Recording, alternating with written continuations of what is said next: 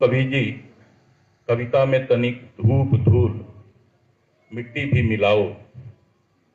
बहुत हुई शब्दों की खेती, कविता हो गई उसर। बहुत हुई शब्दों की खेती, कविता हो गई ऊसर। अब अपने अंतःपुर से बाहर हमर गांव भी आओ। बसमतिया बोली, सुनो कवि जी, कविता में तनिक धूप धूल मिट्टी भी मिलाओ। बसमतिया बोली, कवि कर्म वैसा ही जैसे बढ़ई किसान लोहार का। क्या बात है। बसमतिया बोली, कवि कर्म वैसा ही जैसे बढ़ई किसान लोहार का। अब गाछ पर बैठना छोड़ भुइयां उतर आओ।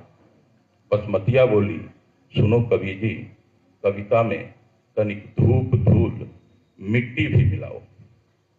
बसमतिया बोली, सुनो कवि जी, कभी हम भी पढ़ें तुम्हारी कविता।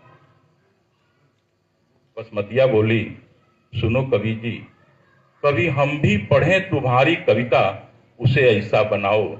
बसमतिया बोली, सुनो कवि जी, कविता में तनिक धूप धूल मिट्टी भी मिलाओ।